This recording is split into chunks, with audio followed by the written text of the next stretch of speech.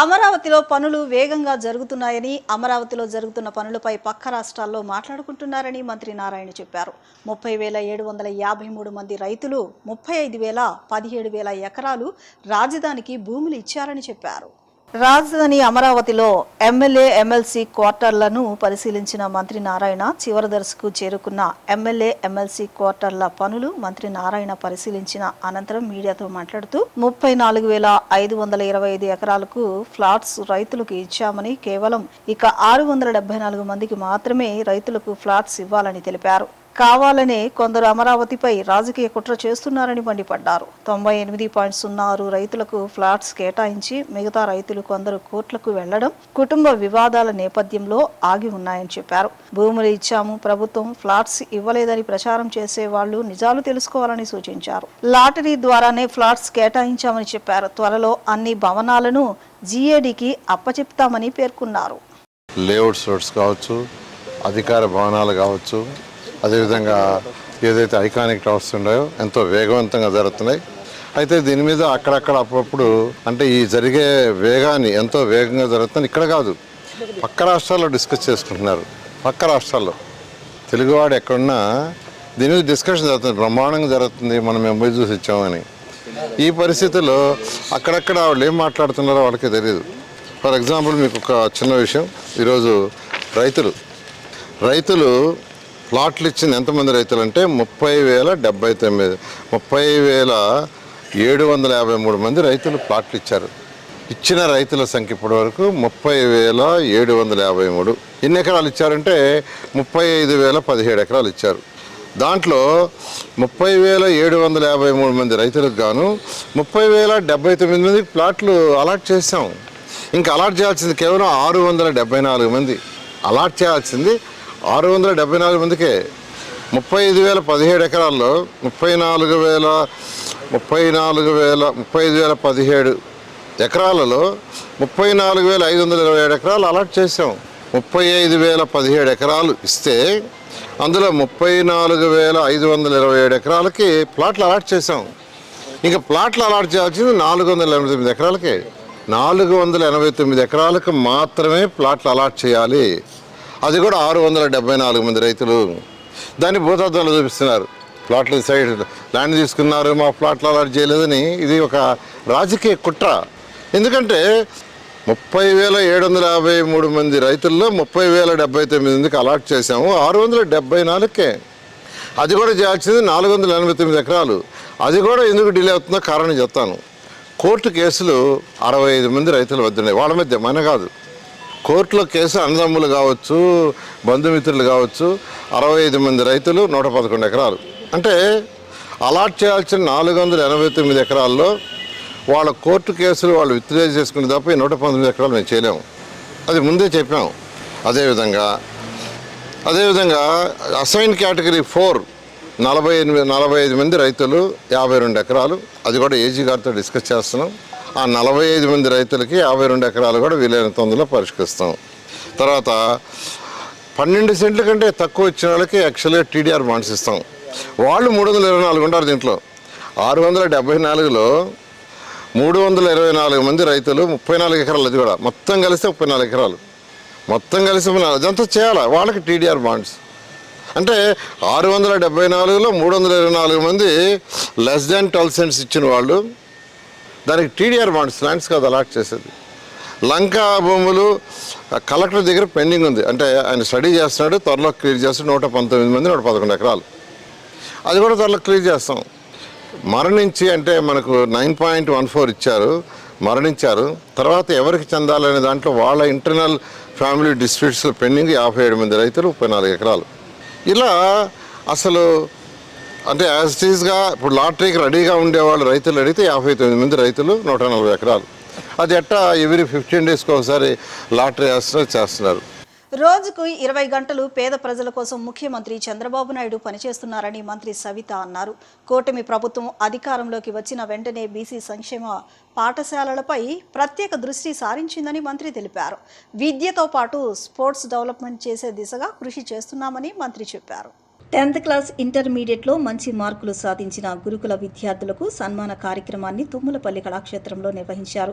కార్యక్రమానికి రాష్ట్ర చేనేత శాఖ మంత్రి సవిత పాల్గొన్నారు. ఈ సందర్భంగా మంచి మార్కులు సాధించిన గురుకుల విద్యార్థులను మంత్రి సవిత సత్కరించారు.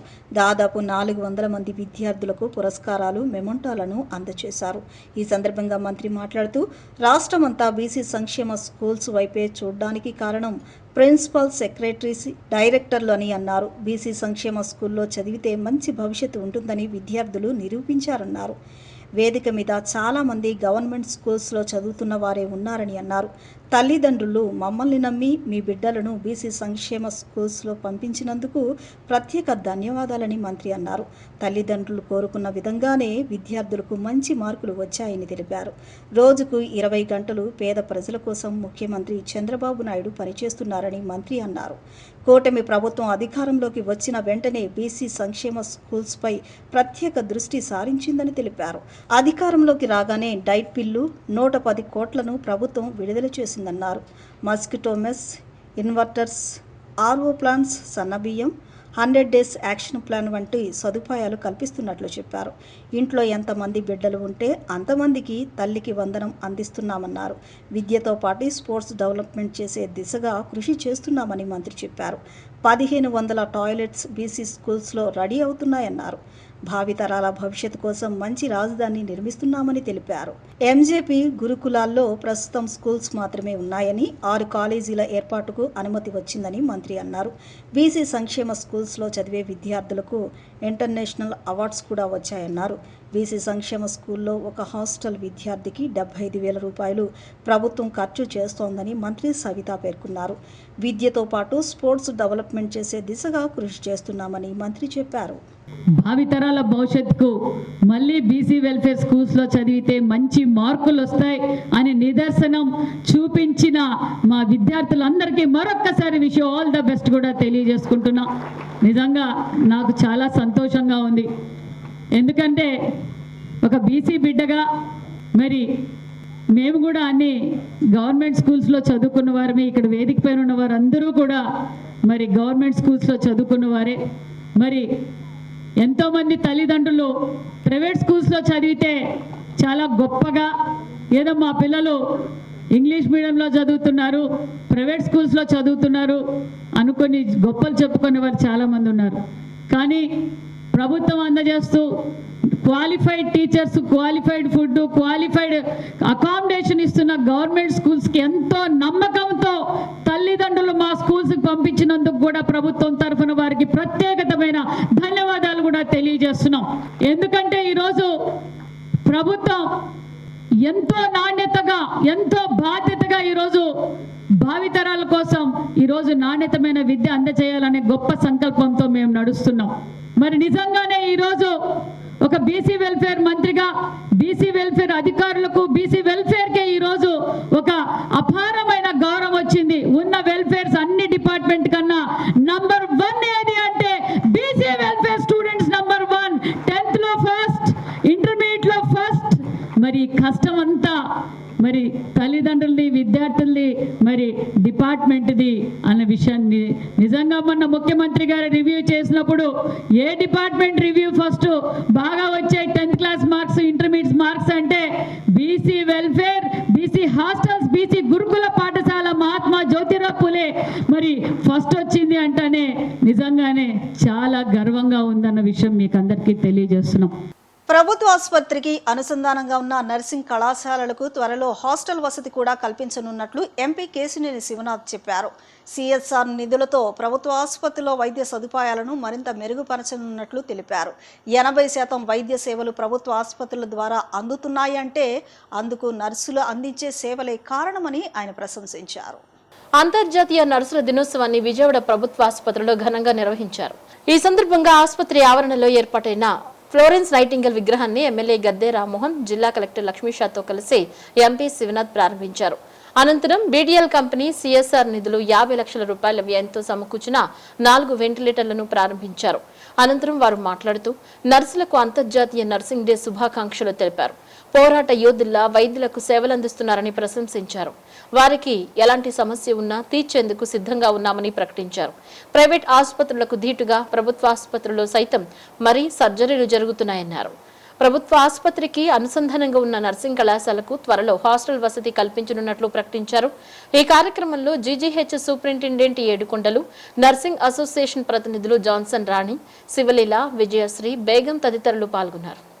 మీ యొక్క చిరునవ్వుతో, మీ యొక్క సమాధానంతో వాళ్ళకి హాస్పిటల్లోకి రాగానే వాళ్ళకి ఒక డిసీజ్ నయం అవుతుందంటే ముందు మీరు చూపించే చిరునవ్వు, మీరు చూపించే ఆప్యాయత కాబట్టి ప్రతినిత్యం రోగులతో మీరు నాకు తెలుసు ఎన్నో సమస్యలు ఉన్నాయి హాస్పిటల్లో, స్టాఫ్ కొరత కూడా ఉంది. అయినా కూడా 80% ఇందాకే కలెక్టర్ గారు చెప్పారు, 80% సాటిస్ఫాక్షన్ లిమిట్ విజయవాడ హాస్పిటల్లో ఉందంటే అదంతా మీ యొక్క గొప్పతనాన్ని క్లారిటీగా చెప్తున్నారు. నిజంగా ఇంత వర్ణనరులు కొరతుంది, ఎక్విప్మెంట్ కొరతుంది, వాళ్ళ గవర్నమెంట్ హాస్పిటల్లో ఎక్విప్మెంట్ కొరతుంది. అయినా కూడా మీరు నిజంగా ఒక పోరాట యోధుల్లాగా రోగుల్ని కాపాడుతున్నారు. ఒక్కటే కొరత, ఎవరు వచ్చినా ఎంత ఇబ్బందిగా ఉన్నా చిరునవ్వుతో వాళ్ళను మాట్లాడించాలని మీ అందరినీ కోరుతున్నాను. రెండవది, మీకున్న సమస్యలను కూడా మొన్న ప్రభుత్వం వారికి దృష్టికి తీసుకువెళ్ళడం జరిగింది. అతి త్వరలో వాటిని కూడా పరిష్కరిస్తాం. ఇవాళ 3వ మీటింగ్, మీరు నన్ను పిలవడం 3వ మీటింగ్కి వచ్చాను. తప్పకుండా ఇవాళ ఈ హాస్పిటల్లో ఎన్నో క్రిటికల్ కేర్ సర్జరీస్ జరుగుతున్నాయి. నిజంగా డాక్టర్స్ కానీ మీరు కానీ ఎక్కడా లేని విధంగా ప్రైవేట్ హాస్పిటల్లో ఉండే విధంగా క్రిటికల్ సర్జరీస్ చేస్తున్నారు. ఆ క్రిటికల్ సర్జరీస్లో మీ స్ట్రైక్ రేట్ కూడా 95% బ్రహ్మాండమైన స్ట్రైక్ రేట్ చేస్తున్నారు. త్వరలో ఈ హాస్పిటల్కి, ఇక్కడ ఉన్న నర్సింగ్ కాలేజీకి హాస్టల్ అనేది అతి త్వరలో ఆ సమస్య అయితే మాత్రం తీరబోతుందని మీకు ఈ నర్సింగ్ డే సందర్భంగా తెలియజేసుకుంటున్నా.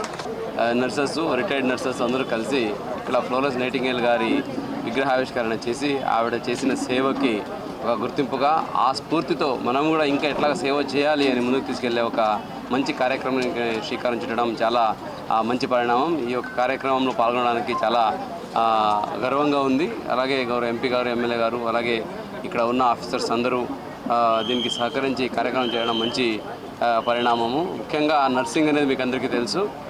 ఈ ఇంటర్నేషనల్ నర్సెస్ డే రోజున ఈ నర్సింగ్, మెయిన్లీ మోడర్న్ నర్సింగ్కి పునాది చేసిన మన ఫ్లోరెన్స్ నైటింగేల్ గారి ఆదర్శంతో ఎన్టీఆర్ జిల్లా అలాగే ఆంధ్రప్రదేశ్లో ఎప్పుడు హ్యుమానిటేరియన్ సర్వీస్ చేయడానికి డిపార్ట్మెంట్, హెల్త్ డిపార్ట్మెంట్ ముందు ఉంటుంది. ఇక్కడ చూస్తే ఏ హాస్పిటల్లో లేనంత ఓపీ మన హాస్పిటల్లో జీజీలో ఉంటుంది. So thousands of patients everyday వచ్చినప్పటికీ కూడా వాళ్ళందరినీ ఎక్కడ ఇబ్బంది కలగకుండా, వాళ్ళకి ఏ ట్రైట్లో ఏ ప్రాబ్లమ్స్ వచ్చినా కూడా వాళ్ళకి ప్రాపర్గా ట్రీట్ చేసి వాళ్ళ దగ్గరుండి ట్రీట్మెంట్ ఇచ్చి అత్యంత సంతృప్తితో మనము ఇంటికి పంపించగలుగుతున్నాము. ఇంకొన్ని ఫీడ్బ్యాక్లో కూడా చూస్తే చాలా మంచిగా అబౌవ్ 80% సాటిస్ఫాక్షన్ కూడా వస్తూ ఉంది. కాబట్టి ఇప్పుడు చేస్తున్న సేవల్ని కొనసాగిస్తూ మరింత, ఇప్పుడు 80% ఉంది, మన లక్ష్యం వచ్చి 95%కి వెళ్ళాలి. ఆ 15% గ్యాప్ అయితే ఉందో అది కూడా మరింత చేయాల్సి ఉంటుంది. ఒక మహోన్నతమైన నైటింగేల్ గారి విగ్రహావిష్కరణ చేసుకోవడం జరిగింది. మీరందరూ కూడా ఎంతో ఇష్టపడి ఆవిడ విగ్రహాన్ని ఇక్కడ ప్రతిష్ఠించుకొని నిత్యం ఆవిడ చేసిన సేవల్ని దృష్టిలో పెట్టుకొని ఇవాళ ప్రభుత్వ హాస్పిటల్లో ఆవిడకి ఆ రోజున అనేకమైన అవకాశాలు ఉన్నా, ఎంతో ఆస్తిపరురాలైనా ప్రజల సేవ కోసం ఆవిడ చేసిన కృషికి ప్రపంచమంతా కూడా మెచ్చుకొని ఆ రోజున మనకి ఈ నర్సుల ప్రపంచ దినోత్సవంగా అనౌన్స్ చేయబడింది. అంటే ఆవిడ చేసిన సర్వీస్ ప్రపంచం మొత్తం ప్రభావితమైంది. ఇక్కడ మనం దృష్టిలో పెట్టుకుంది ఒక విగ్రహం ఏర్పాటు చేయగానే మన ధర్మం అయిపోయింది, ఆవిడకి ఘనమైన నివాళులు అర్పించాం అనుకోవటం కాదు. మనం కూడా ఆవిడ యొక్క ఆశయం, ఆదర్శం, ఇక్కడ ఎంతోమంది పేదవాళ్ళు ఈ హాస్పిటల్కి రావడం జరుగుతుంది. వాళ్ళు అనేకమైన ఇబ్బందులకు గురై అక్కడ రావడం జరుగుతుంది. వాళ్ళని అదే ప్రేమతో మీరు ఇప్పుడు చూపిస్తున్న ప్రేమ మరింత రెట్టింపు చేసి వాళ్ళని చక్కగా మనం నవ్వుతూ పలకరిస్తే ఆవిడకి నిజమైన ఘనమైన నివాళులు ఇచ్చిన వాళ్ళు అవుతాం. అందువల్ల ఆవిడ దృష్టిలో పెట్టిన ఆ విగ్రహాన్ని కూడా పెట్టుకున్నాం కాబట్టి చూసిన వాళ్ళందరూ వచ్చేవాళ్ళు, కొత్త వాళ్ళు ఇవాళ ఆ విగ్రహం పెట్టబట్టే ఏంటి ఆవిడ చేసిన సేవలు ఏంటి, ఆవిడ చేసిన గొప్పతనం ఏంటి, ప్రపంచం మొత్తం ఎందుకు ప్రభావితమై ఆవిడకు ఒక ప్రత్యేకమైన రోజును కేటాయించారని అని తెలుసుకునే అవకాశం ఉంటుంది. అందువలన ఈ కార్యక్రమం చేసి తలపెట్టిన సీనియర్ వారికి, మరి ఇక్కడ సూపర్ నర్సింగ్ రిటైర్డ్గా పనిచేసి ఆవిడ ప్రత్యేకంగా దానికి ఆర్థికంగా కూడా సహాయం చేసి ఏర్పాటు చేసిన వారిద్దరు కూడా నేను మనస్ఫూర్తిగా నాకు నమస్కారాలు తెలియజేస్తూ, ఇప్పుడు కొత్తగా వచ్చే నర్సింగ్ స్టూడెంట్స్ కానీ, కొత్తగా ఉద్యోగాల్లో చేరిన వాళ్ళు కానీ, పాత వాళ్ళు కానీ, ఈ హాస్పిటల్లో డాక్టర్ల కంటే మీ పాత్ర ఎక్కువ అనేది నేను భావిస్తాను. సముద్రాలను లంఘించి సంజీవనిని తెచ్చిన దాసోహం కౌశల్యేంద్రస్య అంటూ వినయాన్ని చాటిన మహోన్నతుడు ఆంజనేయ స్వామి అని మాజీ ముఖ్యమంత్రి వైఎస్ జగన్మోహన్ రెడ్డి పేర్కొన్నారు.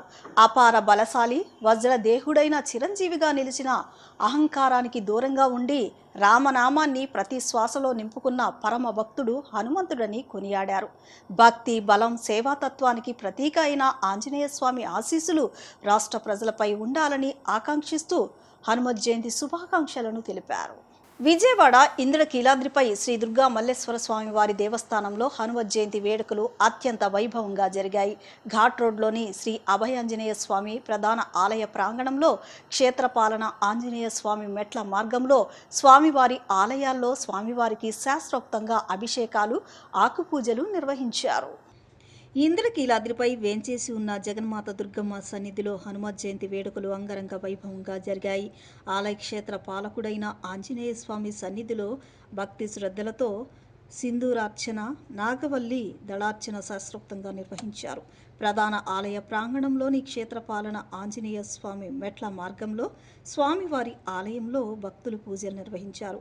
హనుమత్ జయంతి సందర్భంగా ఈ ఆలయాలను రంగురంగుల పుష్పాలతో శోభాయమానంగా అలంకరించారు.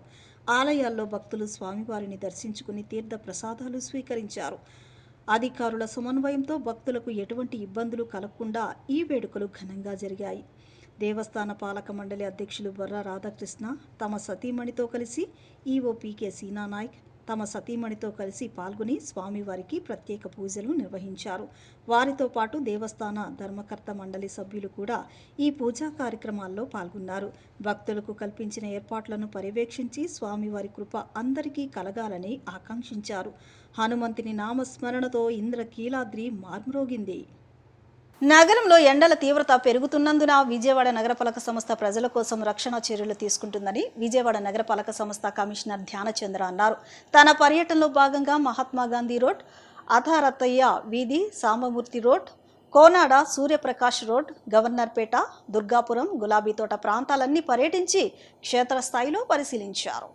ఈ సందర్భంగా కమిషనర్ మాట్లాడుతూ నగరంలో పెరుగుతున్న ఎండలను దృష్టిలో పెట్టుకుని నగరపాలక సంస్థ వివిధ రక్షణ చర్యలు చేపడుతుందని, ఇందులో భాగంగా ప్రధాన ట్రాఫిక్ కూడల్లో నీడను ఏర్పాటు చేయడమే కాకుండా అన్నా క్యాంటీన్లో కూడా క్యూ లైన్ల వద్ద నీడను ఏర్పాటు చేశామని అన్నారు. నగరంలో గల మినీ గార్బేజ్ ట్రాన్స్ఫర్ స్టేషన్లో ఉన్న కాంపాక్టర్ బిన్లలో ఎటువంటి మరమ్మతులు లేకుండా అధికారులు ఎప్పటికప్పుడు పర్యవేక్షిస్తూ వాటిని మరమ్మతులు చేస్తూ వ్యర్థ సేకరణలో ఎటువంటి లోపం లేకుండా ఎప్పటికప్పుడు తొలగించాలని అధికారులను ఆదేశించారు.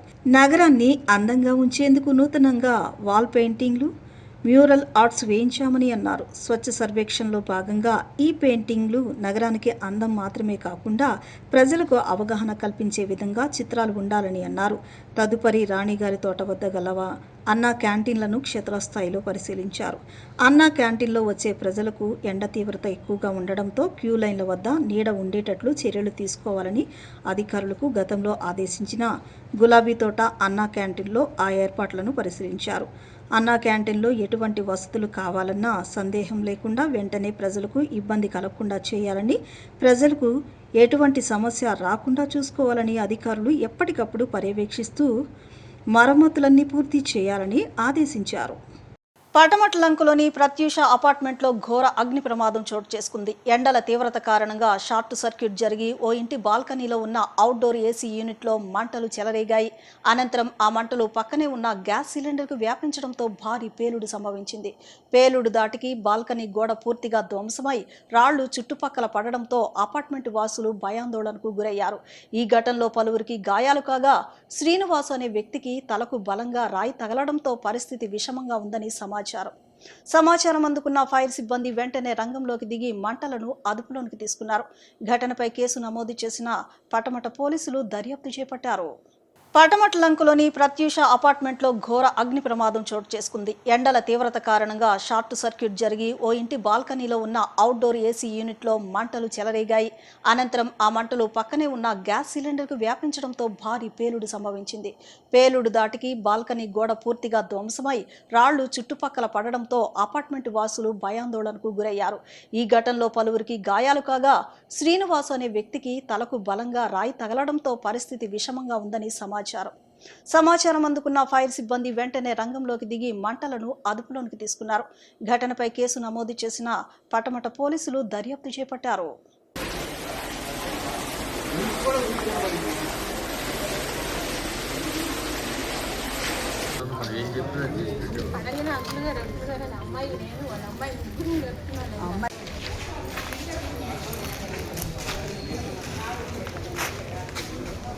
పొన్నూరు ఎమ్మెల్యే ధూళిపాళ్ల నరేంద్ర రైతులను మోసం చేస్తున్నారని ఆ నియోజకవర్గ వైసీపీ సమన్వయకర్త అంబటి మురళీకృష్ణ ఆరోపించారు. మొక్కజొన్నకు కేంద్రం ప్రకటించిన మద్దతు ధర కంటే తక్కువ ధరకు కొనుగోలు చేస్తూ రైతులపై దాడులు, అక్రమ కేసులు పెట్టిస్తున్నారని విమర్శించారు. రైతులను ఇబ్బందులకు గురి చేయకుండా ప్రభుత్వం వెంటనే స్పందించాలని డిమాండ్ చేశారు. గుంటూరు జిల్లాలో మరి ముఖ్యంగా పొన్నూరులో, అంతేకాకుండా రాష్ట్ర వ్యాపితంగా మొక్కజొన్న రైతులు పడుతున్న కష్టాలని మీ దృష్టికి తీసుకురావడానికి, ప్రభుత్వ దృష్టికి తీసుకురావడానికి గత నెల 25వ తారీఖున గుంటూరు కలెక్టరేట్ ముందున్నటువంటి ధర్నా చౌక్ వద్ద జిల్లా వైఎస్ఆర్ కాంగ్రెస్ పార్టీ ఆధ్వర్యంలో పొన్నూరు నియోజకవర్గ రైతులు ఉద్యమించి ఒక ధర్నా చేయడం జరిగింది. దీనికి ప్రధానమైన కారణం ఏంటయ్యా అంటే, రాష్ట్రంలోనే పొన్నూరు నియోజకవర్గంలో 40,000 ఎకరాల్లో మొక్కజొన్న పండిస్తూ ఉన్నారు.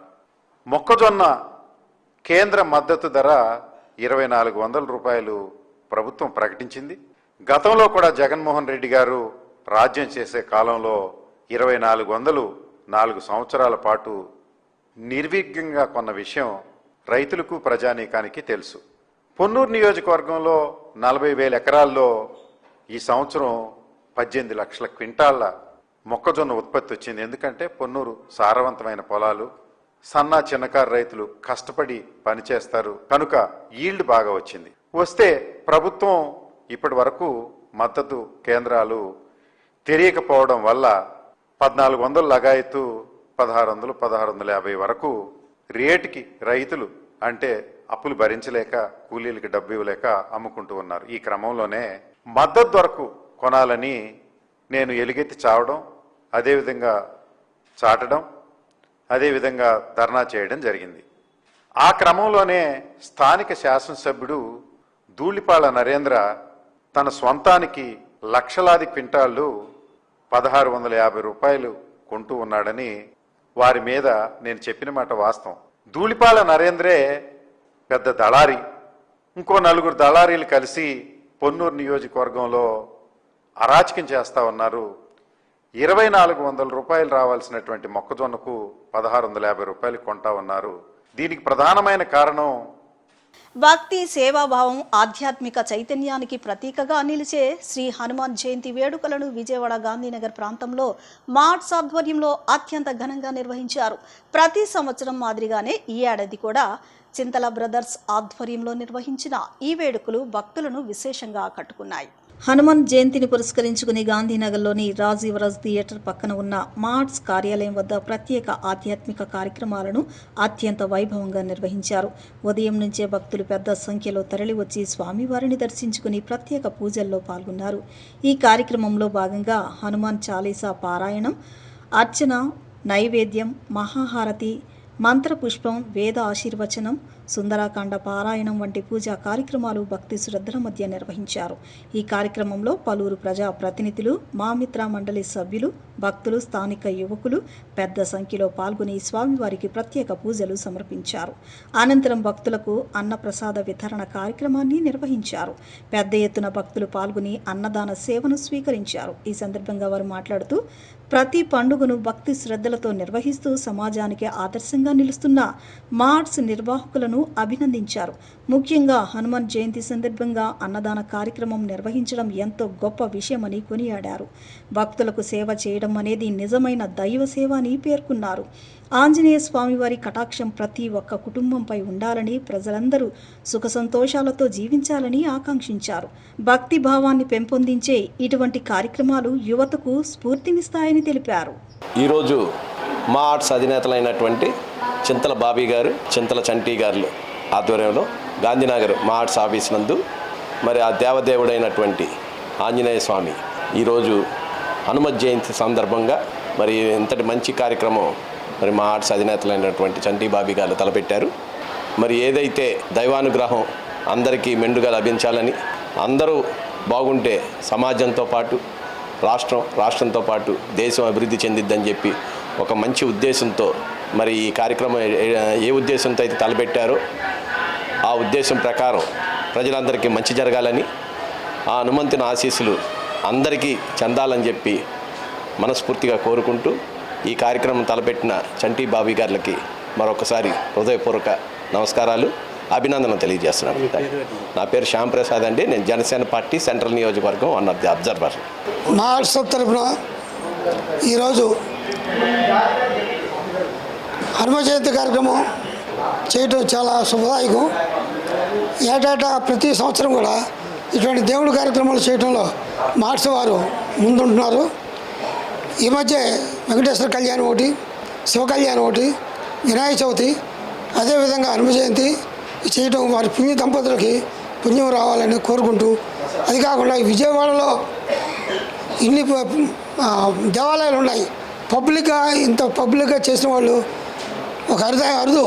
అలాంటిది మన మార్చ్ తరఫున వీళ్ళు చేసే కార్యక్రమాన్ని కూడా చాలా దివ్యమానంగా ఎలగాలని, వారి కుటుంబాలకి శుభం జరగాలని కోరుకుంటూ మాంతి రమణారావు. హనుమాన్ జయంతి సందర్భంగా ఈ